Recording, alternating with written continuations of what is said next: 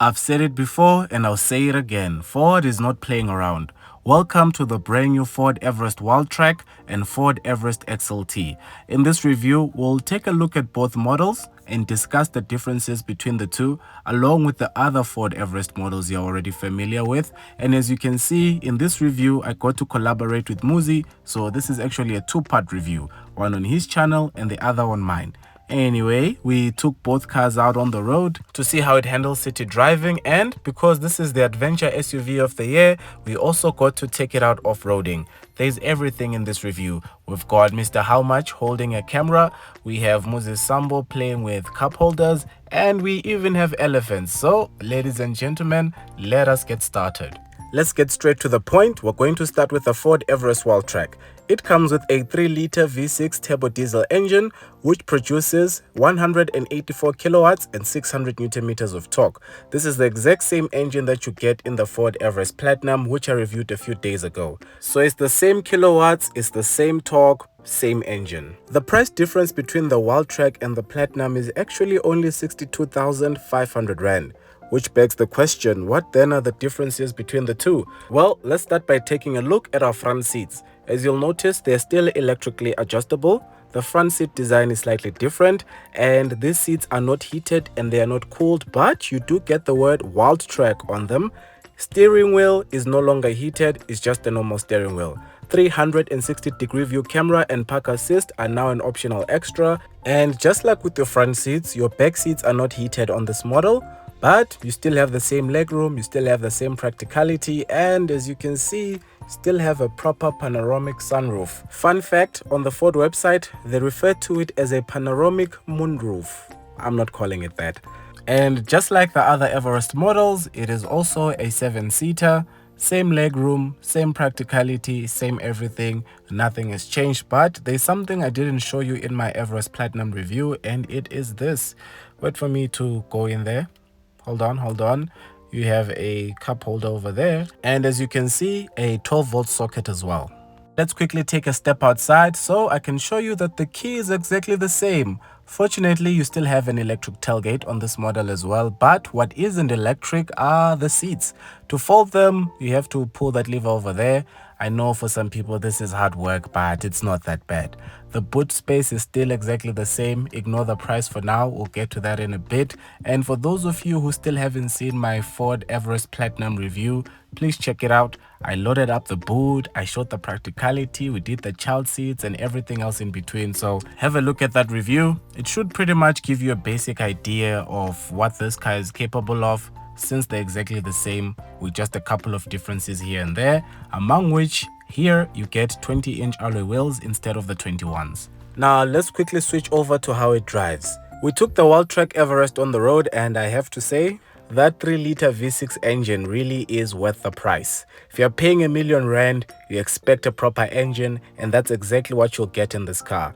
You also get the blind spot monitoring system, the pre-collision assist, and best part, you also have the same adaptive cruise control system that you get in the Platinum here in the Wildtrak. Meaning it'll drive for you, it'll steer for you, so long as you keep your hands on the steering wheel. Don't just let the car drive. I know music is important to you, so I'll let you know that the Wildtrak doesn't come with a Bang & Olufsen sound system, but the sound system it does come with is pretty good. The video you're seeing right now, I uploaded on Instagram a couple of days ago, so that's a win for everyone who follows me. If you don't follow me yet, go support local Instagram guys at Real Mr. How Much. I'll leave a link in the description. But even though it's not Bang & Olufsen, this sound system is really good. As you can see, it's a party in there. We had a good time. The music is loud enough. And by the way, unlike me, Muzi is not really big on skr music, but I showed him some good tracks. But the day before, we listened to some of his pianos, so it balances out. But before we hear from Muzi, let me quickly show you the model everyone is excited about, the Ford Everest XLT. The reason for the excitement is because it comes in at a much lower price, making it easier for you to get into a Ford Everest. You can either get it as a 4x2 or as a 4x4. Apart from the differences to the exterior, the main difference between the XLT and the Wildtrak is the engine. The XLT comes with a 2-liter bi-turbo diesel engine which produces 154 kilowatts and 500 newton meters of torque. So between this and the V6, the difference is 30 kilowatts and 100 newton meters of torque. And while I know the V6 is amazing, don't forget the 2-liter engine has its advantages. For one, lower fuel consumption. In the interior, as you can see, you also have electrically adjustable seats. You have partial leather seats, which have their own unique pattern, unique to this model, and you have a proper center armrest. And as you go outside, you have one of the most important features on any big car, the side step. When it comes to infotainment screen, nothing has changed. 12-inch color touchscreen with Apple CarPlay, Android Auto, both are wireless, and you also have wireless charging. Your digital instrument display is 8 inches. If you want the full display, you can only get it on the Platinum. I asked Muzi to demonstrate the back seat practicality for me, but he hadn't opened the door, so there, he's opened the door. Oh no, he still hasn't. So let's leave Muzi here and take a look at the boot space. We also discovered it is not electric. You have to manually fold your seats, which is expected in the XLT model. Those are our suitcases. Shout out to PA for borrowing me a suitcase. And you also get an electric tailgate on the XLT as well. So thank you, Ford. Thank you. Coming back to the back seats, seems Muzi still has to move things around, so we'll come back to him a bit later. As I mentioned in the intro, we got to take the cars off-roading. We were in the XLT model, so allow me to tell you how it's different from the Wildtrak. It still has lane keeping assist, it still has pre-collision assist, it still has blind spot monitoring, but it has a normal cruise control system. It is not adaptive on this model. But coming back to how it performs off-road, both models are excellent. In fact, Ford never really disappoints when it comes to off-roading. So whether or not you get the 3-liter V6 or you get the 2-liter bi-turbo diesel engine, you'll still be happy with your performance. Now at this point, I would normally transition over to the prices, but before we talk prices, let's first hear what Muzi has to say. Muzi, tell me, what do you think of these cars? Look, without dwelling much on badge politics, I can confidently say the new generation Everest is far more superior than most of its rivals, especially the Japanese one, Batasi Collab. I think everyone knows by now I'm pro affordable cars, but I honestly wouldn't mind dropping R1 million on a 3-liter V6. That power plant is really mind-blowing. You put your foot down, it puts a smile on your face. Ford really cooked sham. Well done, Ford. Well done. And the addition of a more affordable XLT variant is also a commendable move, because even those of us with shallow pockets can now somewhat afford the award-winning 7-seater adventure SUV. And I know you all are not watching an Everest review for the first time today, but since you are here, allow me to remind you how handsome this car is. And I'm saying handsome because it's manly. The term beautiful should be reserved for Picantos and Suzukis. Whether you are a Ford fan or not, I think we can all agree that this car is handsomely designed. Anyway, if you are new here, make sure you subscribe. Support local YouTube guys, cause Mr. How Much says it's the right thing to do. I'm tempted to say until the next one, take care. But this is not my video, so the main man will take over from here. Well done, MJ. Well done. Thank you.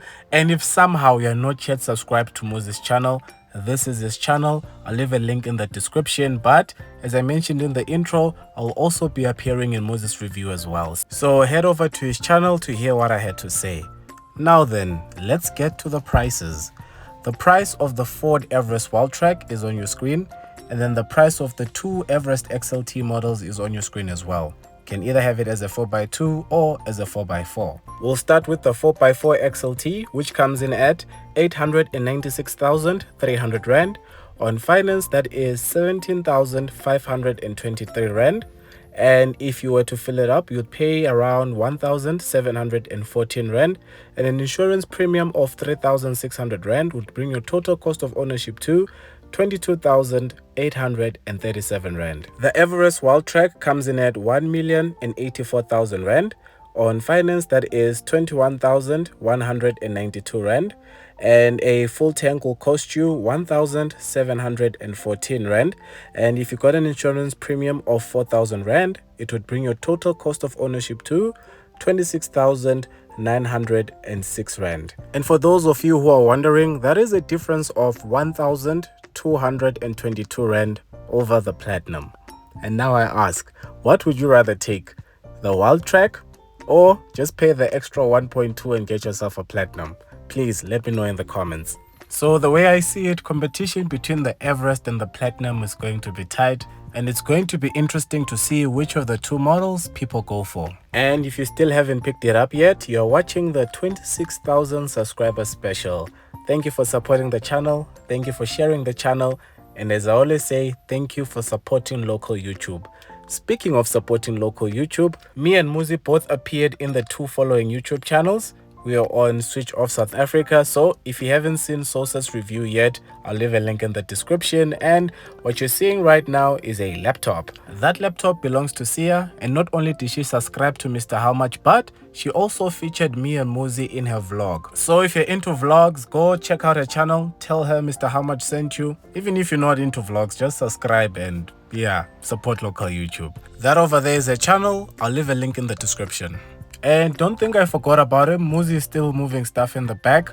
And while he continues, don't forget to check out my sponsor, changecars.co.za.